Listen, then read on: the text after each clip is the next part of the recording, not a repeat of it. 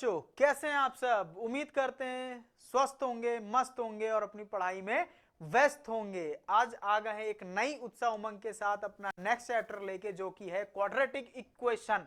और according to the rationalised syllabus of 2023 to 24, जो इस साल बच्चे नहीं, जो अगले साल बच्चों के 15 ऑफ फेब से जो हमारे एग्जाम से स्टार्ट हैं उनके लिए, ठीक है। सो क्वाड्रेटिक इक्वेशन में सबसे पहले, जैसे कि हम लोग पढ़ते आ रहे हैं कि किसी भी इक्वेशन को पढ़ने से पहले हम लोग क्या पढ़ते हैं?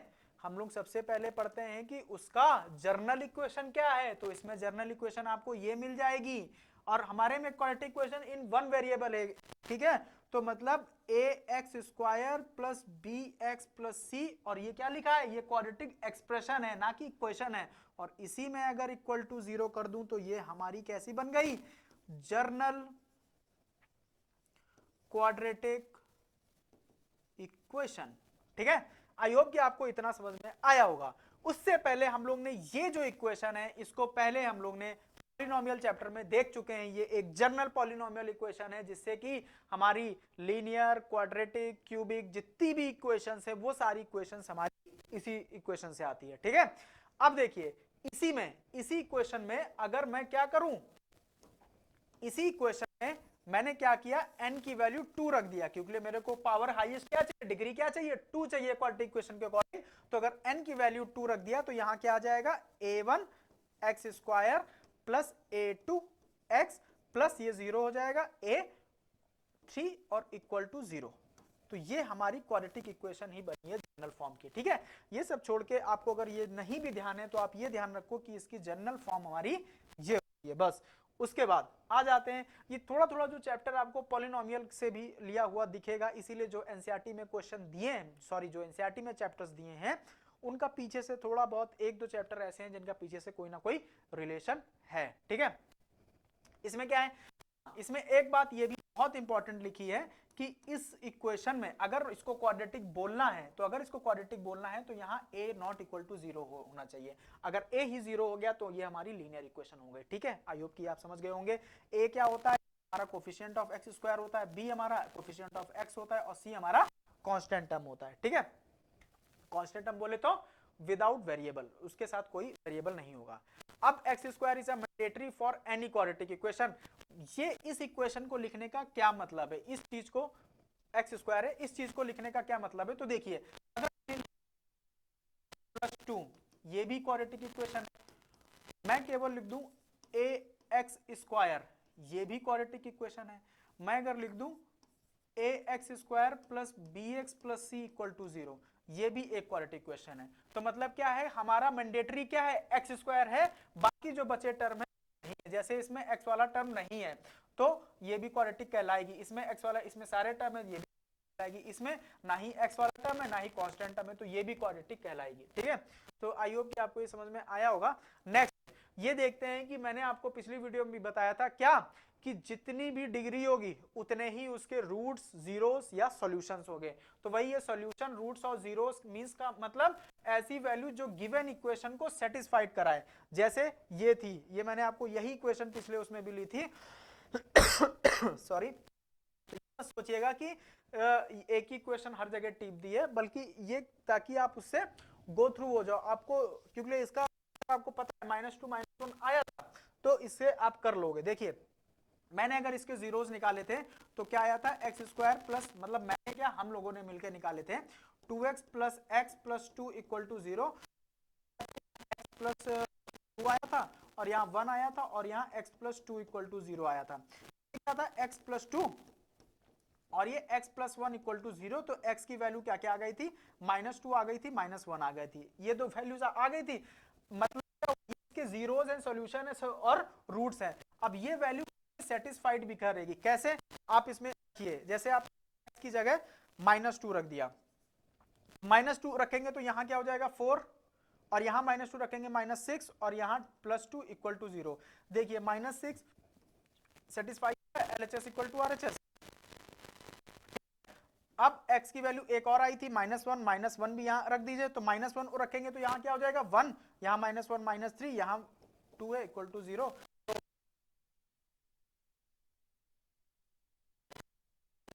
ठीक है, तो मतलब वही बोल रहा है सॉल्यूशन या रूट्स या जीरोस बोले तो मींस उसकी ऐसी वैल्यू जो गिवन इक्वेशन को सेटिस्फाइड करे निकालने पे, ठीक है।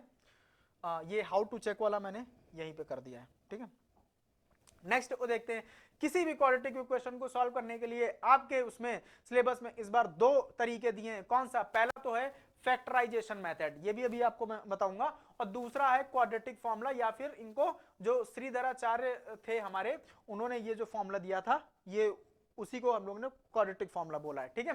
तो फैक्टराइजेशन मेथड क्या है? जो भी इक्वेशन गिवन हो, देखिए यहां पे दूसरी इक्वेशन आते हुए, दूसरी इक्वेशन क्या है? -x -3 इक्वल टू 0, मतलब x square -3x -10 equal to 0।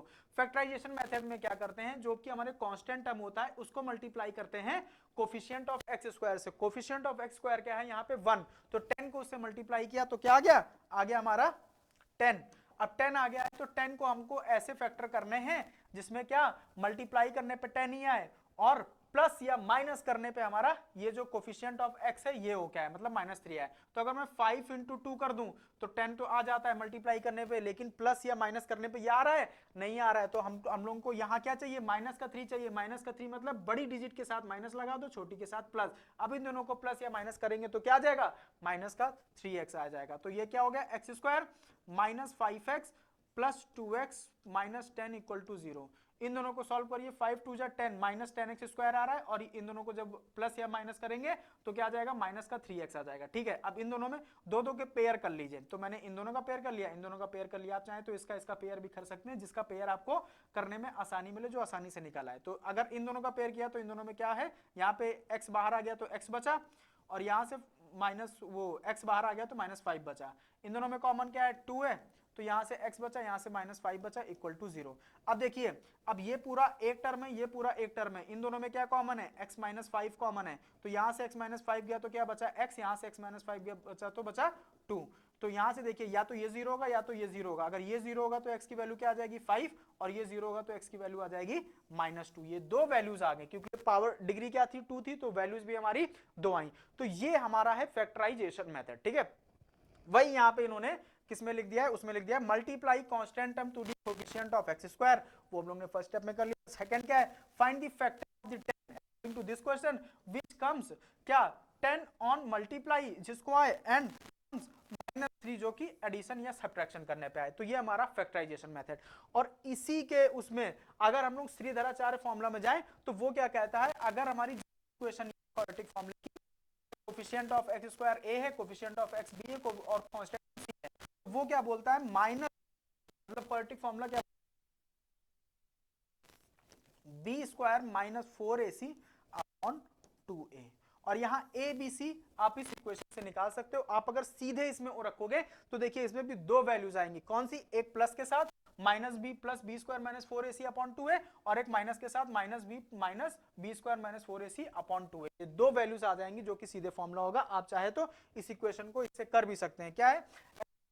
-3x -10। अब देखिए क्या है, मैं अगर लिख दूं, इसका पेन चेंज कर दूं, x square -3x -10 equal to 0। यहां से a की वैल्यू क्या है? और c की वैल्यू क्या है? -10 रखिए। -b मतलब -3 करेंगे तो plus, plus minus b square मतलब 9, और -4 a की वैल्यू 1 और c की वैल्यू -10, तो ये प्लस हो जाएगा 10 अपॉन 2a, 2a का मतलब 2।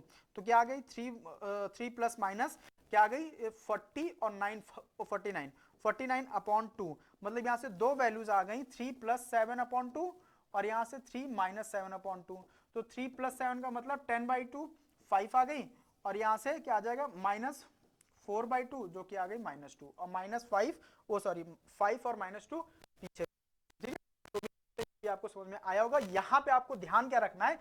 ध्यान आपको रखना है b स्क्वायर -4ac की वैल्यू। इसको हम लोग आगे डिस्क्रिमिनेंट भी बोलेंगे, ठीक है, कि इसको हम लोग डिस्क्रिमिनेंट बोलते हैं, क्योंकि इसी के बिहाफ पे आपकी क्या नेचर ऑफ रूट्स अभी डिपेंड करेंगे, ठीक है। हाँ, अच्छा देखिए यहीं पे आ गया है। तो देखिए सबसे पहले मैं यहां आपको लिख भी दूं कि हमारा जो क्वाड्रेटिक फॉर्मूला होता है वो होता क्या है। तो -b plus minus b square -4ac upon 2a, और यहां से मैंने आपको बताया कि बी स्क्वायर माइनस 4ac को ही हम लोग डिस्क्रिमिनेंट बोलेंगे या डी की वैल्यू बोलेंगे। अब मेरे को बताइए, अगर अंडर रूट में, ये मैंने आपको रियल नंबर में भी पढ़ाया था, अगर अंडर रूट में ये पूरी वैल्यू नेगेटिव आ जाए, नेगेटिव का मतलब क्या है, नेगेटिव का मतलब है कि हमारी b square minus 4ac less than 0 आ जाए। लेस देन 0 का मतलब नेगेटिव ही तो हुआ, नेगेटिव आ गया तो हमारे रूट्स कैसे हो जाएंगे, क्योंकि नेगेटिव में अगर अंडर रूट के अंदर वैल्यू होती है तो वो नंबर कैसे होते हैं, इमेजिनरी नंबर, तो इसके रूट्स भी कैसे हो जाएंगे, imaginary roots, no real roots. ये समझे, इमेजिनरी या नो रियल रूट्स। तो पहला वही बोल रहा है कि बी स्क्वायर माइनस 4ac अगर नेगेटिव हो गया तो मींस नो रियल रूट्स। ठीक है, समझ गए, आई होप कि आपको समझ में आया होगा। नेक्स्ट देखिए, अगर मैं इसी की वैल्यू, अगर मैं इसी की वैल्यू क्या करूं, देखिए बी स्क्वायर माइनस 4ac 0 बन जाए, ठीक है, अगर ये 0 बन गई, 0 का मतलब वाला पूरा पार्ट खत्म, अब केवल क्या बचा, माइनस बी अपॉन 2 बचा, यही तो बचा, ये वाला पूरा पार्ट खत्म। तो अगर ऐसी कोई कंडीशन हो जाती है, क्योंकि पावर तो 2 ही है तो 2 रूट्स तो आएंगे आएंगे, तो 2 रूट्स अगर आएंगे तो इसका मतलब क्या हो जाता है, 2 इक्वल रूट्स, 2 इक्वल, और इक्वल के साथ साथ क्या, रियल रूट्स भी आएंगे। ठीक है, मतलब इमेजिनरी नहीं आएंगे। तो ये कंडीशन भी आप समझ गए। अब तीसरी कंडीशन क्या बोलती है, तीसरी कंडीशन ये बोलती है, देखिए लेस देन मतलब नेगेटिव, इक्वल टू 0 भी आ गया। अब तीसरी कंडीशन क्या बोलती है, अगर b square minus 4ac greater than 0 हो जाए, ग्रेटर देन 0 का मतलब क्या, 0 से बड़ी, दैट इज पॉजिटिव नंबर्स। अगर ये पॉजिटिव नंबर्स हो गए तो हमारे रूट्स कैसे आ जाएंगे, तो हमारे रूट्स तो रियल ही आएंगे, बट क्या आएंगे, डिस्टिंक्ट आएंगे, मतलब अलग अलग आएंगे, डिस्टिंक्ट रूट्स आएंगे, रियल एंड डिस्टिंक्ट रूट्स आएंगे। कैसे, एक प्लस के साथ जाएगा और एक माइनस के साथ जाएगा, तो वैसे ही हमारे डिस्टिंक्ट और रियल रूट्स आएंगे। उम्मीद करते हैं ये आपको अच्छे समझ में आ गया होगा, इसको रटने की कतई जरूरत नहीं है, बस आप याद रखिए कि डिस्क्रिमिनेंट की वैल्यू क्या होती है, जो होती है minus B square minus 4ac होती है अंडर रूट के अंदर। बस अगर ये आपको ध्यान है तो आप ये सब आपको रटने की जरूरत नहीं है, सब आप आसानी से कर सकते हो। ठीक है, और भाई प्रैक्टिस तो मांगती है। ओह, खत्म हो गया। तो देखिए रैशनलाइज चैप्टर का साथ यहीं तक है कि चैप्टर स्टार्ट नहीं होता है, खत्म हो जाता है।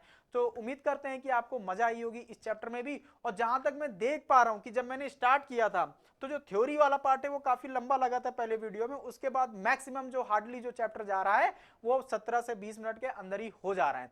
तो उम्मीद करते हैं ये आप सबके लिए भी अच्छा है कि थ्योरी को रिवाइज करना आसान होगा, क्योंकि अगर एक बार थ्योरी रिवीजन है तब आप क्या करो, फटाफट क्वेश्चन उठाओ, जहां से मिले वहां से उठाओ, सॉल्व करो, इधर से करो उधर से करो, बस नंबर आने चाहिए।